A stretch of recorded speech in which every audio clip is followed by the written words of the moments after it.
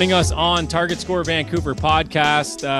What a great guest! Probably the guest of the series so far, Mitch Creek. He doesn't need much of an introduction, but I'm going to give him one anyways. Just a basketball vet, Australian's very own. He's played everywhere around the world: NBA, EuroLeague, nationals, you name it. And back in Vancouver, Mitch, I'm going to start. Of course, we talked about it briefly last week after shoot around, but you're back in the CEBL. And not a lot of people thought this day would come, but you are back. And we all understand that in the heat of a moment in a very important playoff game, things get said and feelings are feelings. And, despite how you may or may not have felt during that moment, you're back. Why are you back? And talk us through the decision. Yeah, firstly, Chris and Andrew, just thanks for having me. I always have said, I've been very vocal about how professional, how high end of an organization and club the Bandits are. And it was just a simple decision for me because the first time I came, it was a 6 weeks period. Then last year it was like, hey, I've got time. We won the championship in Turkey, so we finished early. I can come for a whole season. And then obviously the final happened and, we lose to a great Calgary team. All props to them. I never have any bad blood after the show is over. It's always just the competitiveness in me. And if I played for any other team in any other league in any other country, it doesn't matter. I'm still going to give that same tenacity and that same effort because I know for myself, more importantly, but for my teammates, the staff, the fans, the volunteers, like they deserve that kind of commitment from their players. Now, I was frustrated. I felt like it was very unfair how it ended, and it was very much against the spirit of the game and how it should be played. And there was a lot of finger pointing. I said a lot of things, but I don't regret saying any of them because I said what I believe to be true. I felt like we were very close to winning that game, and we had a lot of chances, 6 to be exact. And obviously they win the game and that's it. You shake their hands. I didn't walk off. I shook everyone's hand on that roster, every coach, every staff member, and it sucked. But I said, you know what? I'm going to voice my opinion, and everyone's entitled to one. Everyone's an asshole as well. They've all got one. And sometimes what I say comes across as me being a bit of a dickhead, but realistically, I backed my team in and I was devastated to lose that game because I felt like we were in control. But life goes on, you move on and you take it, in your stride moving forward. And I knew finishing Europe, I had a transition period before national team. I decided to come through Vancouver because one, I can stay sharp. I'm getting coached well. I've got, mental performance. I've got the best trainers, best coaching staff, the best support staff. I have a place to stay. I have my partner, like everything is here. It's just a simple decision to come back. Now, I didn't know if I was going to play any games. I wasn't going to do any road trips for sure. Because this is my only kind of small window off. And Kyle and Dylan were like, hey, we have 2 home games. Would you like to play them? I was like, oh, maybe I'll come and watch. And they're like, really? You're going to come and watch a basketball game? And I was like, okay, let me have a conversation with my better half and figure out if I can do this and make it work. To which, very supportive. She said, yes, it was great. And played the game. But it's like what I said to you, Chris. Every time you go out with your friends for 1 beer, it turns into 10. Then your partner's angry at you the next day because you had a few too many, and then you went and played golf the next day, and all of a sudden no beers turn into 22 beers and everyone's in the doghouse. So yes, I was in the doghouse to a lot of fans. I appreciate everyone for giving me shit for coming back, but guess what? I have an option to come here, which was great. They were very supportive, and that first game I got to play was very special. So it was nice to come back. Look, I said it on the broadcast too. It's good for Vancouver. All the fans are very happy. And quite frankly, in my opinion, it's very good for the league to have, someone, as your stature back in the league too. One of the most dominant players in league history, in my opinion. Where are your thoughts on where the league is this year? Where are your thoughts on where the league is right now? Well, I think you just got to look at the teams. Every team has made changes. Every roster is different to last year. People have traded players to different teams or made changes. But then you just have more talent coming into the league. It's obviously growing. Budgets are growing. Players, talent levels are growing. You've got guys who are in all forms of from Euro Cup, Euro League, Yeah, so obviously there's a lot of changes, but I think what the league is doing is making it exciting for the fans. I think the target time, I think the way it's scheduled, I think the shorter season is very rewarding for a lot of players, but at the same time, it's just a league that's nice and fun. It's in a beautiful time of the year here, it comes through the summer season. It's enticing to come and play. Now, it may not be the highest respected league right now in the world because you do have other leagues playing around with bigger budgets or in other countries, but players enjoy this league, and that's the biggest thing that draws guys in. So you can't blame players for coming back. I think the league's doing great things. I think it's always going to progress. You just continue to have curiosity and innovation and allow players to do the rest. And you've got extremely talented players that could play in any league anywhere, I believe, in this league. So I think this league's very lucky to have a lot of the guys that they do have, and a lot of the coaching talent as well is very high level. So the matchups are great. The ladder's shifting every week, and there's some great rivalries out there as well. And Mitch, I want to get your opinion on this because I remember in 2024 you came in. I think it was roughly 6 games, then obviously go to the finals in Montreal. Last year you're here for the entire season. Now you kind of have this stint, national team duties. We'll see what happens after that. How do you kind of come into a group that looks a little bit different from last year? You know what the last 2 iterations have been. Kyle Julius is the constant. He has a playing style you're extremely familiar. How do you kind of learn on the fly? And you're probably the best person to do so. I mean, you've been playing pro, I think, since 2010 in Adelaide. Hopefully, I'm not misreferring to that, but 15 plus years pro. How do you kind of grow on the fly? I try and tell people this all the time, no matter what you do or where you are or any your skill level or how you see yourself. But the curious mindset will always remain undefeated. Like if you just remain curious about learning, about progression, about acquiring new skills, about creating new friendships or moments in time, that's the most important thing. If you learn from every single moment that you go through, then you're going to have an experience to remember. Now, for me, I've learned through all my years of experience now that if you're not having fun and I'm not growing and learning and being curious, then I'm just wasting my time. There's just nothing beneficial for me or anyone around me if I'm not in that mindset. Now, Kyle's much the same. He's an enormous reason why I'm here, probably the only reason why I am here. But, I wouldn't play for an organization that's led by a bad coach. I just can't do that. He's the first guy that says, hey, you land at 4 o'clock. Hey, are we in the gym at 7? Yep, sure am. Like that's the kind of mindset I want in my sporting career. Now coming back in, it's pretty easy because I mean I don't have to have 48 dribbles every possession to be a threat. I don't know how many dribbles I average per possession, but it's pretty marginal. So I don't do anything too fancy. I set screens, I make simple reads, I shoot, I post, I roll, and I play in transition and I try and have good energy, and that fits into every team.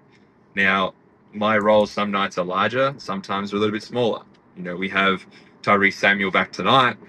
We have a few different roster changes for this game, but my mentality has to remain the same. Who I am as a player has got me to this point, and that's the only constant that I need. Now, my teammates are aware of who I am. We come in, we train, we do some work, we have conversations.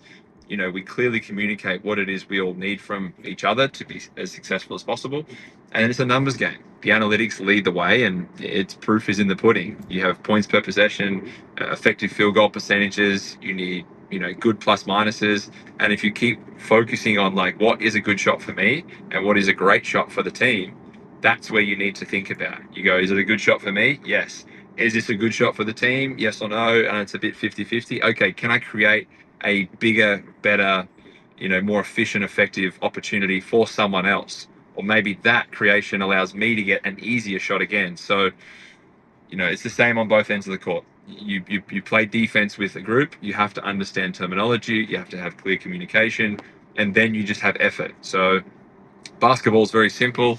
I'm not a brain surgeon. I'm not cutting someone's head open and trying to piece together a frontal cortex or something crazy. This is a basketball game. We can all admit that if we win, lose, or draw, whether I eat someone's chips and shoot a shot afterwards, or whether I eat someone's popcorn in the middle of the game and give a fan interaction, it's not the end of the world. But if I enjoy the moments and I allow others to share in that, well, I'm doing my job as a pro, and I've just got to keep focused on what it is that we're trying to achieve. So it is hard sometimes, but the more you take a step back and say, hey, it's a basketball game that I've played 100,000 times with all of my friends in the stands and cheering me on.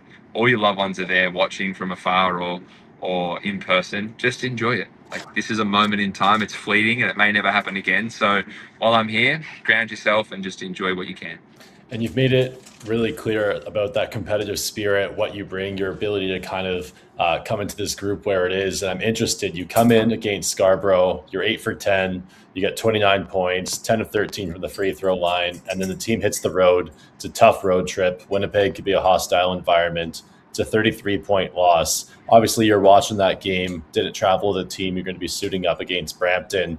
What's going through your head as you're watching that team play Winnipeg? You're probably like, damn, I want to get in there. But what was going through your mind watching that tape for Bandits versus the Sea Bears?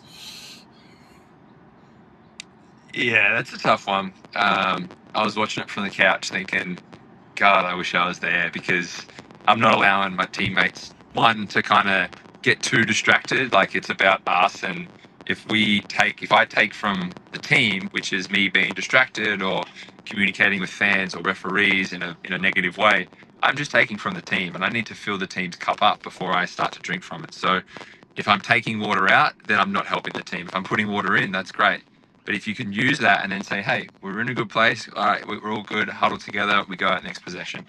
At least if you're going to lose a game like that, go out on your shield. Like, you know, you can't not have effort. You can't give up easy points. So that's, for me, where I think some of my leadership comes in. Like, if I'm going to lose, I'm willing to lose, but at least fight for the loss the right way. And I felt like we took a few possessions off. I feel like we were just a little bit lackadaisical with our effort.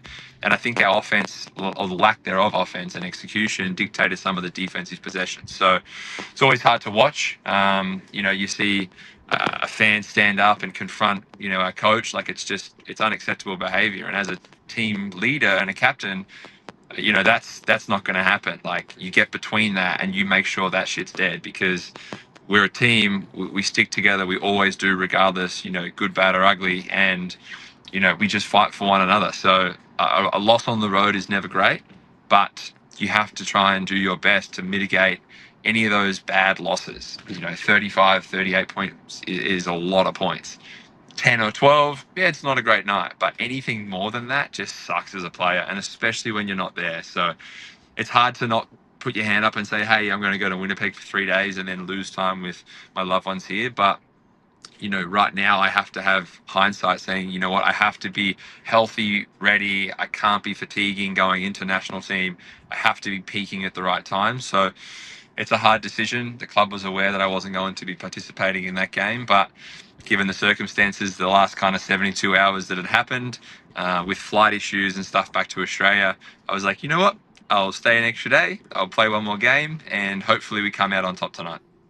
How are you guys addressing problems defensively? To put it nicely, they haven't. This is, you've only been here. Yeah, yeah.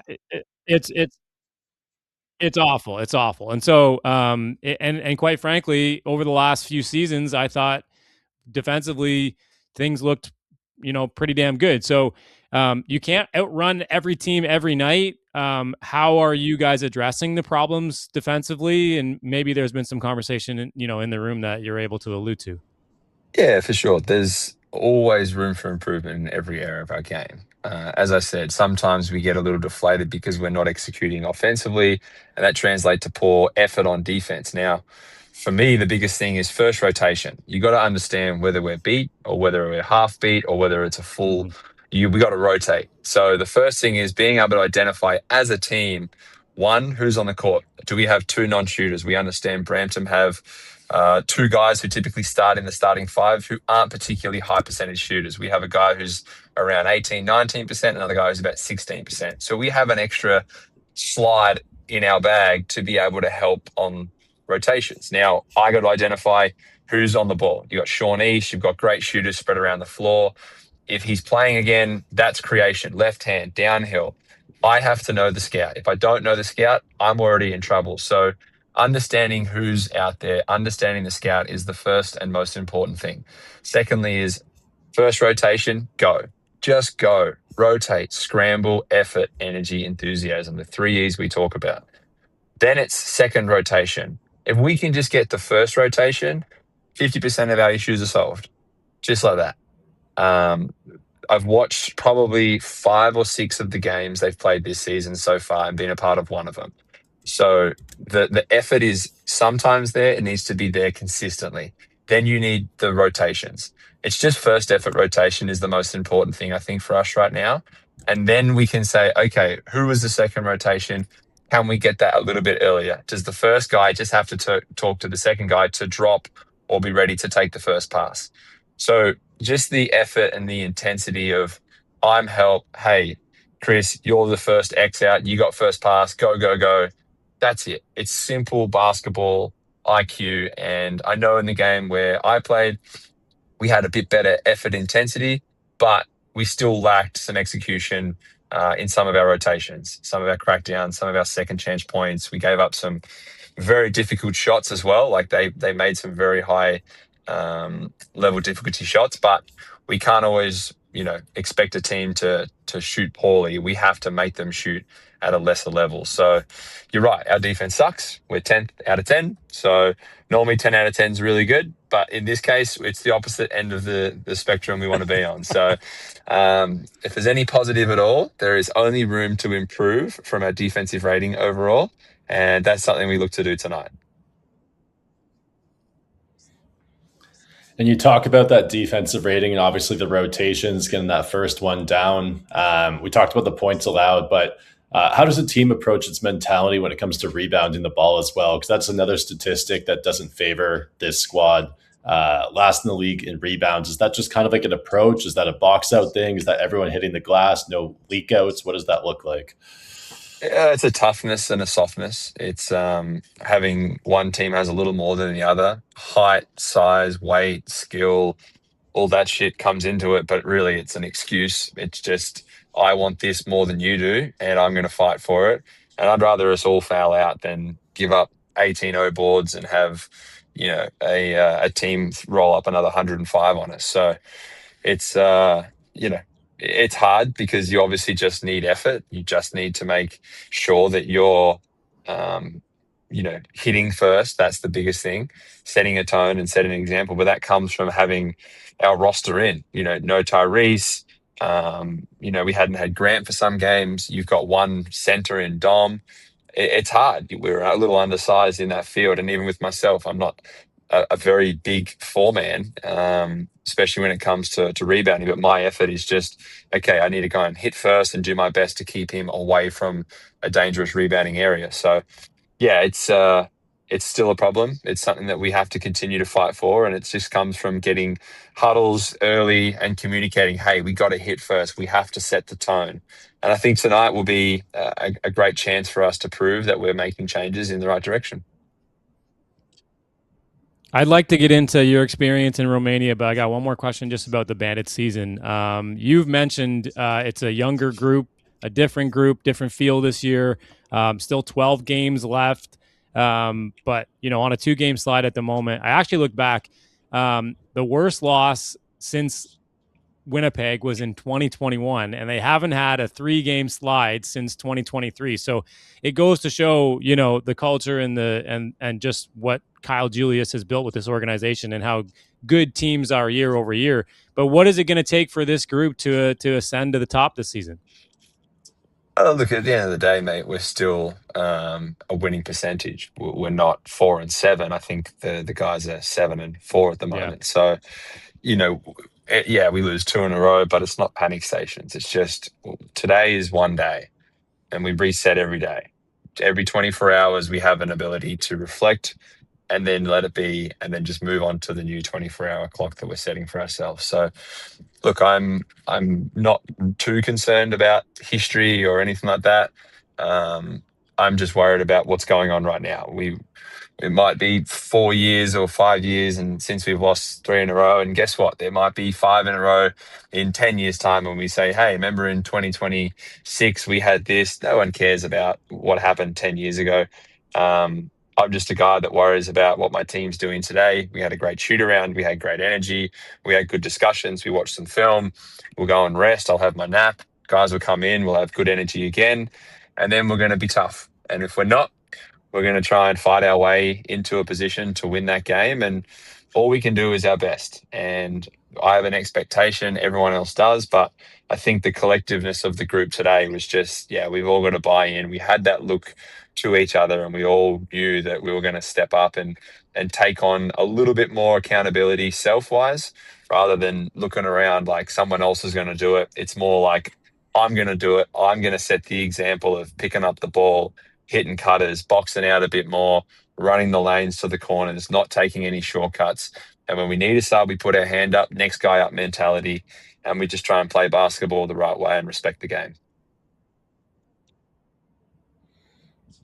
Any more about the Bandits season so far, Andrew, or can we move on to Romania and maybe the national team stuff? No, let's talk international hoops. Let's do it. Okay, cool. I mean, those who follow along on social media lived vicariously through your maybe party into the wee hours of the morning in Romania. It looked like a riot. What was that experience like for you, and how incredible was that that winning moment? Yeah, look, first and foremost, it was a long 10 months, 63 games, 370 hours of nonstop flying, 115 days in a hotel, I think. It was a lot. But in saying that, when you have a group like we did, incredible guys, just camaraderie was 10 out of 10. You just can't ask for anything more. And guys that I talk to regularly still. So to share a championship, regardless of where you are in the world, is a very special moment. In the river there that runs through the city is only 100 yards from the arena. So we're all in our jerseys, jumping in the river. It's just a special moment. And we played an incredibly talented team in Oradea.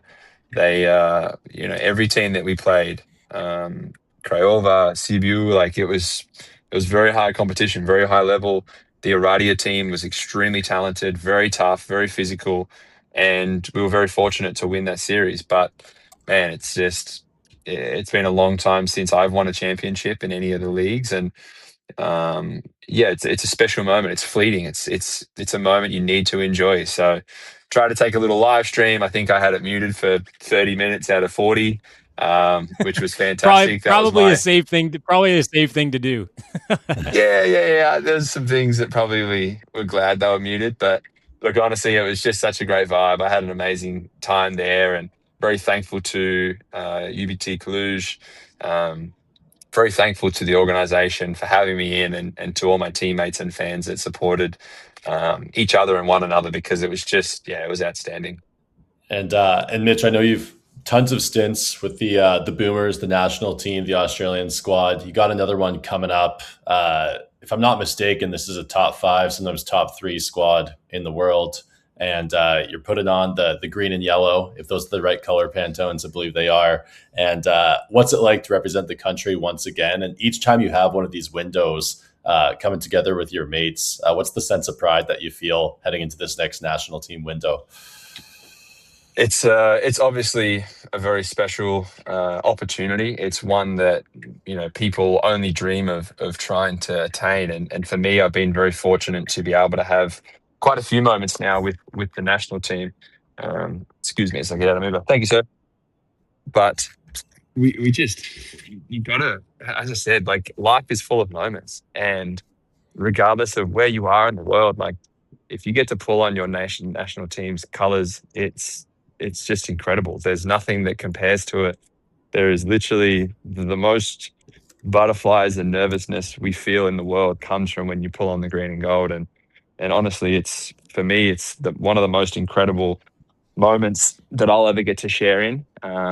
Being aligned on the free throw line with your mates, with your friends, that's what's special. You don't get to get these opportunities too often. So when you do,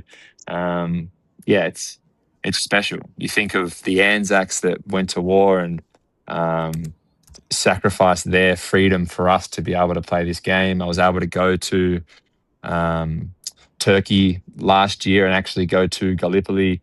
I have parts of mum's family were in the war, and just to think of those moments, like I picked up bullets from the battlefields, and Anzac Cove, like I picked up sand and rocks and actually took it home to my mother because it was a very special thing for all of us. And just anytime you get to think back and think, you know what, I'm playing basketball in a certain country or wherever you are, and you just think, man, I'm so lucky that I'm here right now. I could have been anywhere. I could have been born in any generation at any time, or I could have been on a battlefield. I could have been getting shot at from, up on top of a hill, and we're coming on the beach. Like, it's just, you just don't understand how lucky we are to actually play this game. And yeah, when you get to run alongside your mates, we have a very great word called mateship, and that for us is a big reason why we stand arm in arm. We're very proud to be there. So thankful every time I get to put my hand up and get accepted. So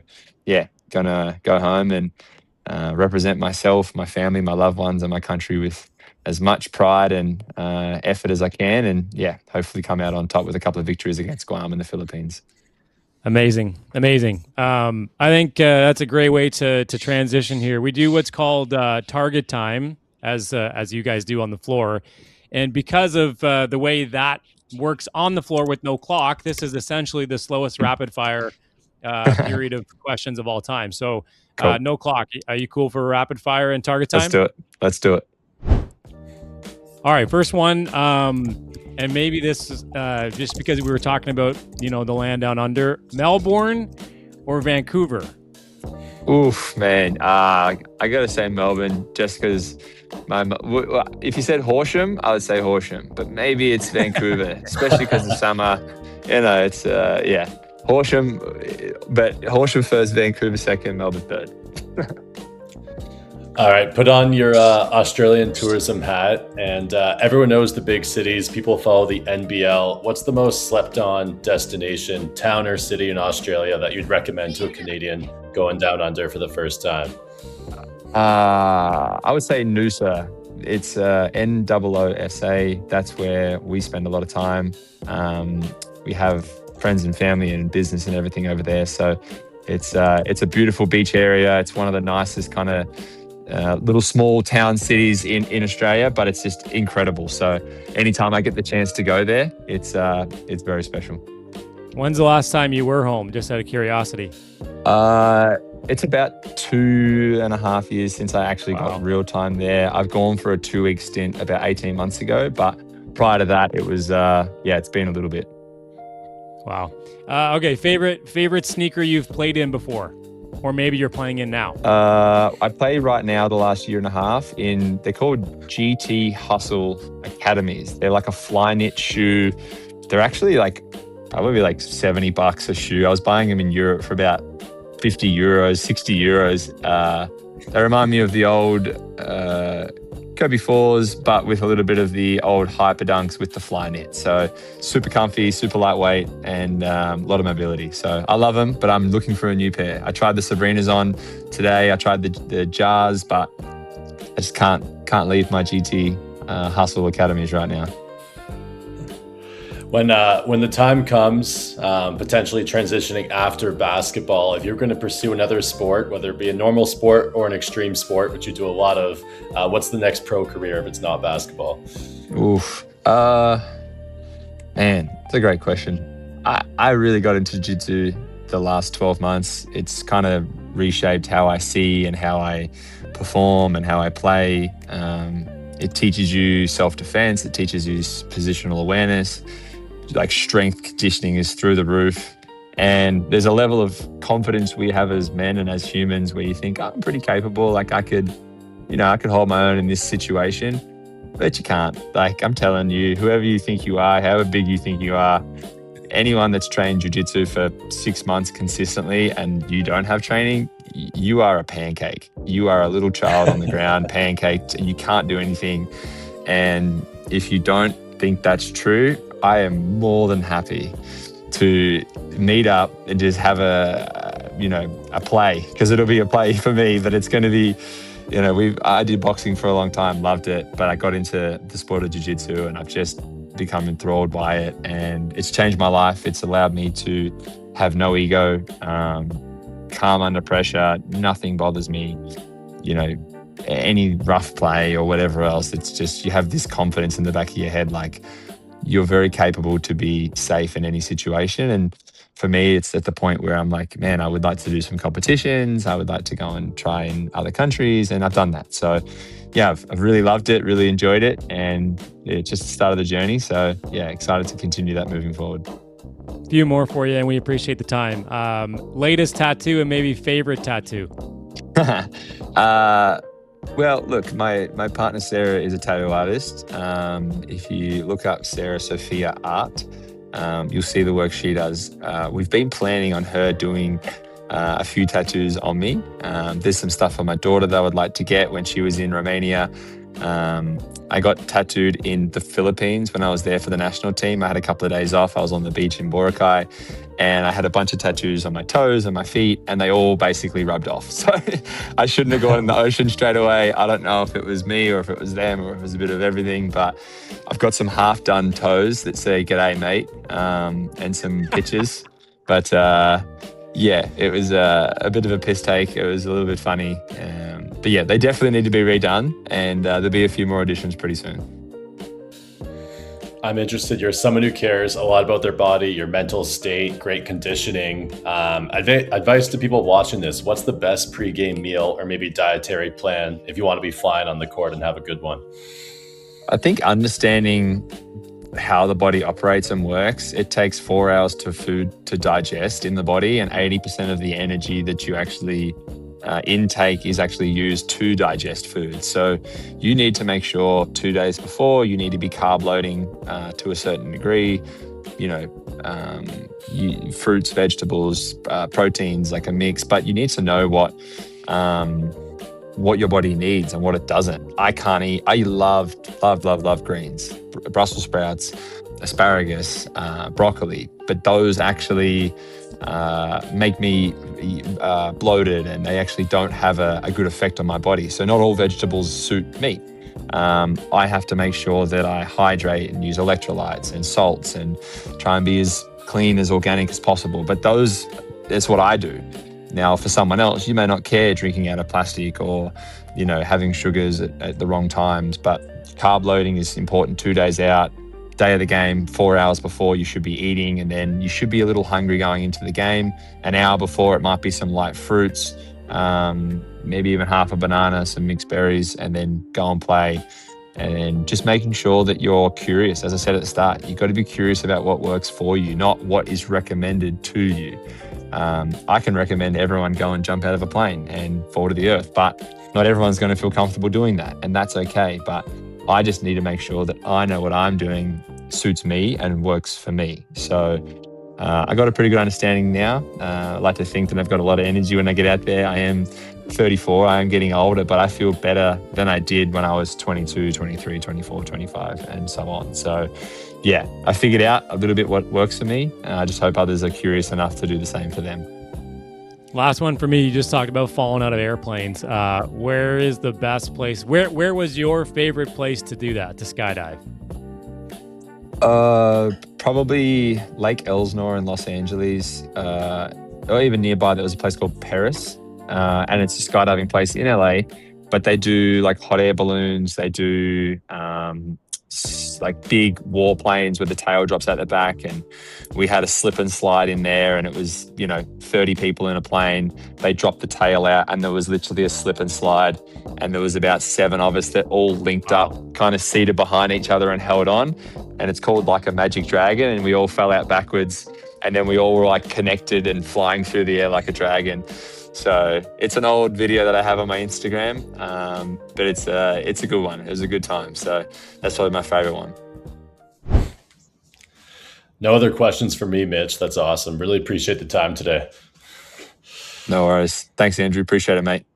Okay, we'll let you get a pregame nap in, and good luck tonight against Brampton. Thanks, man. We appreciate your time, and all the best. Okay. Thanks, guys. Thank you. See you soon.